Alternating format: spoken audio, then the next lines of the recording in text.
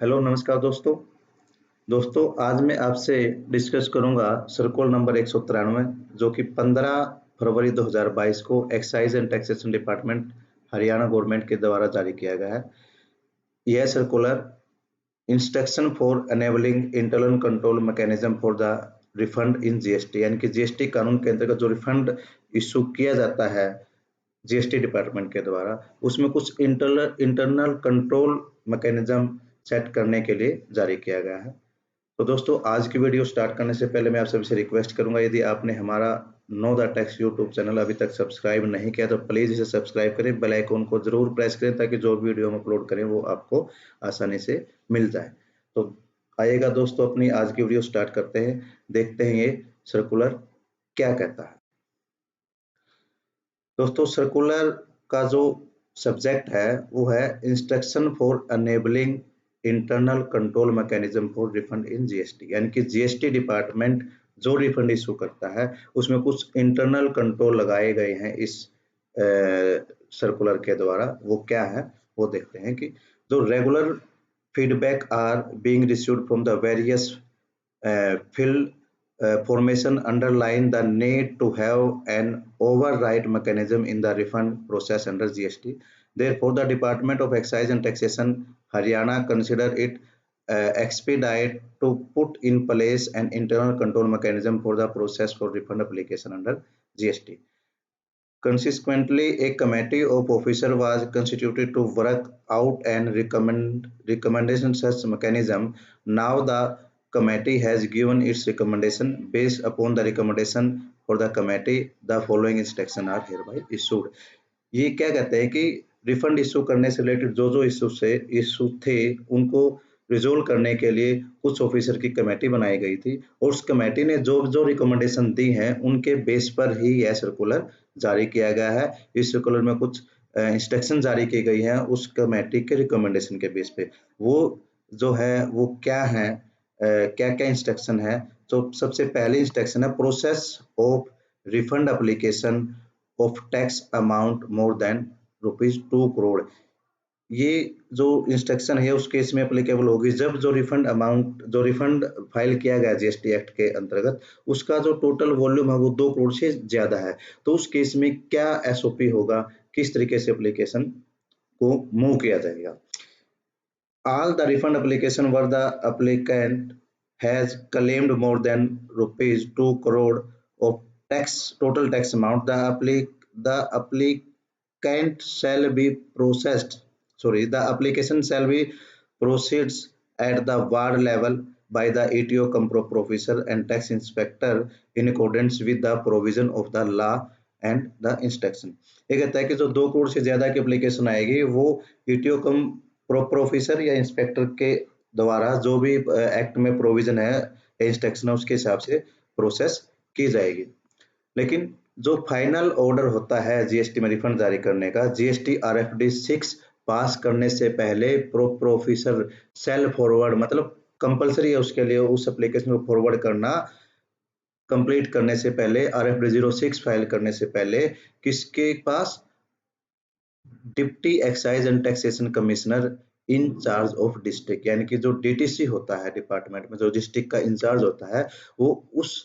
File को RFD 06 file करने से पहले वहां पर भेजेगा। कौन भेजेगा? ईटीओ भेजेगा डीटीसी के पास उनकी रिकमेंडेशन के लिए, उनके कमेंट्स के लिए। अब डीटीसी साहब क्या करेंगे? Deputy excise and taxation commissioner in charge of the district shall examine the case in order to satisfy himself with regard to properties and legality of the case, यानी कि उसको लीगल वे में और कानूनी भाषा में वो देखेंगे कि ये केस ठीक है या नहीं है, इसमें कोई कमी पेशी तो नहीं है। After the examination of the fact, और अपने आप को उस एप्लीकेशन को एग्जामिन करने के बाद, लीगलिटी उसकी चेक करने के बाद जब उनको खुद संतुष्ट हो जाते हैं कि हाँ ये एज पर लॉ है, उसके बाद क्या करेंगे? After the examination of the fact of the case the DTC में give such direction to ETO cum professor as may deem fit, keeping in view of the fact of the case. ETO cum professor shall proceed in the case in accordance with the direction of observation of the DTC, यानी कि direction के बाद जैसे भी DTC साहब कहेंगे उस हिसाब से ईटीओ कम प्रोफेसर ऑफिसर उस एप्लीकेशन को डिस्पोज ऑफ कर देंगे। However the tax inspector, ETO cum professor officer and DETC shall ensure the timeline prescribed in rule are adhere to, यानी कि जो ये प्रोसीडिंग है, यानी कि पहले प्रॉपर इंस्पेक्टर उसको चेक करेगा, फिर जो प्रॉपर ऑफिसर है वो उसको चेक करेगा, उसके बाद डीटीसी साहब के पास जाएगी। इसमें जो टाइम प्रोवाइड किया गया है सेक्शन 54 के अंतर्गत कि इस टाइम के तहत इतने टाइम के अंदर हमें रिफंड इशू करना, उसको ध्यान में रखा जाएगा। उसके बाद है अब 2 करोड़ से कम अमाउंट की जो रिफंड एप्लीकेशन है उसका क्या होगा। उसके लिए जो all the refund application where the applicant has claimed more than 2 crore और total amount of the refund, यानी कि 2 करोड़ रुपए से यहाँ पर भी मोर देन रुपीज 2 करोड़ लिखा हुआ है, तो ये मोर देन 2 करोड़ नहीं है, यानी कि लेस देन 2 करोड़ होना चाहिए यहाँ पर, क्योंकि मोर देन 2 करोड़ की एप्लीकेशन ऊपर आ चुकी है फर्स्ट पैराग्राफ में। The application shall be finalised by the excise and taxation officer, यानी कि जो 2 करोड़ से नीचे की जो भी एप्लीकेशन होगी उनको ईटीओ कम प्रॉपर ऑफिसर उनको फाइनल कर देगा। लेकिन जो डीटीसी साहब हैं, यानी कि जो deputy excise and taxation commissioner in charge of district shall call the record in some of these cases pertaining to each ward in order to satisfy himself with regard the properties and legality of the order passed by the ETO come proper officer, यानी कि ETO है, DTC है, वो हर ward की किसी भी file को अपने पास मंगवा सकते हैं, उसको चेक करने के लिए, प्रॉपर्टीज और उसकी लीगलिटी को चेक करने के लिए जो ईटीओ साहब ने ऑर्डर पास किया है उस फाइल को मंगवा सकते हैं। और जो क्वार्टर में जितने भी ऑर्डर पास किए गए हैं हर वार्ड के, उनका 5% जो है डीटीसी साहब उसको ये चीज चेक करनी होगी, 5% केसेस की स्क्रूटनी करनी होगी, ताकि जो कानून के दायरे के अंदर काम होता रहे और कोई कमी पेशी न हो। और डीटीसी साहब को लगता है कोई इस केस में कोई डिफिशियंसी है, तो उसके अंदर उस केस में DTC shall recommend process under section 73-74 GST act 2017 to be initiated, यानी कि कोई कमी पेशी लगती है या रिफंड ज्यादा क्लेम कर लिया गया है, कुछ डिडक्शन करनी थी, तो जो भी व्हाट्सओवर अमाउंट है उससे रिलेटेड रिकवरी प्रोसेस जो है 73 और 74 ऑफ जीएसटी एक्ट के तहत स्टार्ट की जा सकती है। अब रिफंड प्रोसेस में इंस्पेक्टर का क्या रोल रहेगा, क्योंकि पहले इंस्पेक्टर का रोल भी डिफाइन नहीं था। अब इस इंस्ट्रक्शन के थ्रू इंस्पेक्टर का रोल बताया गया है कि जो रिफंड एप्लीकेशन आती है उसमें क्या रोल होगा इंस्पेक्टर का। All the refund application under GST shall be scrutinized by the tax inspector for verification the completeness of the application and document accompanying to establish that refund is due to the applicant, यानी कि जो inspector है, जो भी refund की application आएगी वो application पहले इंस्पेक्टर के पास जाएगी, इंस्पेक्टर साहब उसको वेरीफाई करेंगे उस एप्लीकेशन को किस नजरिए से कि उसमें सारे के सारे डॉक्यूमेंट्स लगे हुए नहीं लगे हुए, और जो डॉक्यूमेंट्स हैं वो उस चीज को एस्टेब्लिश भी करते हैं रिफंड अमाउंट को या रिफंड एप्लीकेशन को, ये इतना रिफंड बनना चाहिए या नहीं बनना चाहिए, इनके डॉक्यूमेंटेशन लेवल की जो वेरिफिकेशन है, जो चेकिंग है, वो अब इंस्पेक्टर करेगा। The inspector shall recommend the issuance, जो इंस्पेक्टर रिकमेंड करेगा कि प्रॉपर ऑफिसर जो ईटीओ कम प्रॉपर ऑफिसर है वह इशू करे कौन सा RFD 02 फॉर्म इशू करे, and he will recommend issuance of GST RFD 03 in all other cases, यानी कि इसमें उसने रिकमेंड कर दिया एक्नॉलेजमेंट इशू करने के लिए। एक्नॉलेजमेंट किस फॉर्म में होती है, RFD 02 फॉर्म में एक्नॉलेजमेंट इशू होती है। RFD 01 में रिफंड एप्लीकेशन जाती है, RFD 02 में रिकमेंडेशन यानी कि एक्नॉलेजमेंट इशू की जाती है, और RFD 03 में जब कोई ऑब्जेक्शन रेज किया जाता है, शो कॉज नोटिस दिया जाता है, एडिशनल डॉक्यूमेंट्स की रिक्वायरमेंट होती है, तो वो RFD 03 फॉर्म में इशू किए जाते हैं। ठीक है, तो इस केस में RFD 02 इशू करना या RFD 03 इशू करना, एडिशनल डॉक्यूमेंट रिक्वायर्ड है, तो इंस्पेक्टर इस चीज को रिकमेंड करेगा प्रॉपर ऑफिसर के पास। Where an acknowledgement has been issued the ETO cum proper officer shall process the refund application further and may take assistance of the tax inspector where required. The ETO come proper officer may, if required, to get physical verification to the taxpayer done under rule 25 of the SGST act 2017। यानी कि acknowledgement issue करने के बाद जो ETO है वो उस refund application को प्रोसेस करेंगे, और उसको लगता है कि किसी भी स्टेप पर कि उसे मतलब प्रॉपर ऑफिसर को असिस्टेंट की जरूरत है टैक्स इंस्पेक्टर की, तो वो उनकी असिस्टेंट लेगा। और उसे यदि प्रॉपर ऑफिसर को ये भी लगता है कि मैं फिजिकल वेरिफिकेशन करनी चाहिए इस केस में, तो वो फिजिकल वेरिफिकेशन भी खुद भी कर सकते हैं या इंस्पेक्टर साहब से भी करवा सकते हैं।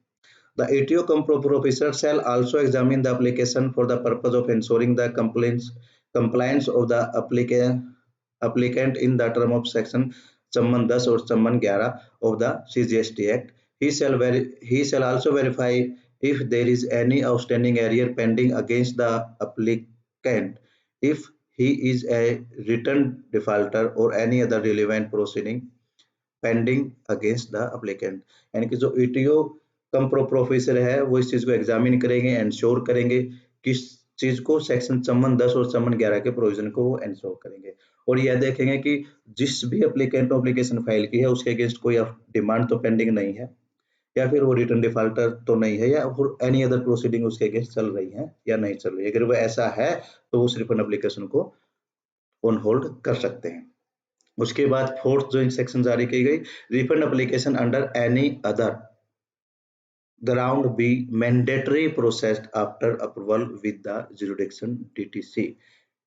Deputy commissioner of the state, not DTC, deputy commissioner of state. यानी कि जो भी एनी अदर ऑप्शन में जो भी रिफंड एप्लीकेशन फाइल की जाती है, क्योंकि रिफंड एप्लीकेशन फाइल करने के कई सारे हेड हैं कि किस हेड में, जैसे कोई हम एक्सेस टैक्स पे कर देते हैं उसमें, अनयूटिलाइज्ड इनपुट टैक्स क्रेडिट है तो उसके लिए, तो वो अलग अलग हेड है। एक्सपोर्ट के लिए रिफंड तो अलग अलग हेड है, 8-10 हेड हैं कि हम जिन जिन हेड में एप्लीकेशन फाइल कर सकते हैं। एक है एनी अदर हेड, यदि इस हेड के अंदर हम इस हेड को सिलेक्ट करके हम रिफंड एप्लीकेशन फाइल करते हैं तो वह रिफंड कंपलसरी है, मैंडेटरी है किस चीज की अप्रूवल के लिए, जुरिडिक्शनल डिप्टी कमिश्नर ऑफ स्टेट की अप्रूवल के लिए वो उनके पास भेजी जाएगी। उसके बगैर उस एप्लीकेशन को प्रोसेस प्रोफेसर कम ईटीओ प्रोसेस नहीं कर सकता। ठीक है, और ये जो इंस्ट्रक्शन जारी की गई इनको फॉलो अप करने में कुछ कोई भी डिफिकल्टी नोटिस होती है तो डिपार्टमेंट को बताई जाए। और the issue of the approval for the additional chief commissioner, ये अपना डिपार्टमेंटल है कि जो इशू की गई है एडिशनल चीफ कमिश्नर की परमिशन से की गई है ये इंस्ट्रक्शन। तो दोस्तों ये थी इंस्ट्रक्शन जो कि हरियाणा गवर्नमेंट के द्वारा रिफंड एप्लीकेशन को प्रोसेस करने के लिए जारी की गई है। इसमें बता दिया गया कि इंस्पेक्टर की क्या ड्यूटी है। 2 करोड़ से ज्यादा का रिफंड है उस केस में क्या हुआ है, DTC को फाइल जाएगी एक बार उनकी सेटिस्फेक्शन के लिए। 2 करोड़ से नीचे के रिफंड को ईटीओ साहब प्रोसेस कर सकते हैं, लेकिन DTC को 5% केसेस की स्क्रूटनी करनी होगी, या DTC साहब ये किसी भी केस को अपने पास मंगवा सकते हैं, उसकी स्क्रूटनी कर सकते हैं, और यदि उसको कुछ कमी मिलती है उस केस में तो उसके लिए वह सेक्शन 73 ऑफ CGST एक्ट और 74 ऑफ CGST एक्ट के तहत इनिशिएट कर सकते हैं। तो दोस्तों आशा करूंगा कि ये जो वीडियो है आपको पसंद आई होगी, तो इसलिए आप इस वीडियो को शेयर करें, लाइक करें, और यदि आपने हमारा know the tax YouTube channel अभी तक सब्सक्राइब नहीं किया तो प्लीज उसे सब्सक्राइब करें, बेल आइकन को जरूर प्रेस करें ताकि जो वीडियो हम अपलोड करें उसका नोटिफिकेशन आपको आसानी से मिल जाए। तब तक के लिए नमस्कार, थैंक यू, धन्यवाद।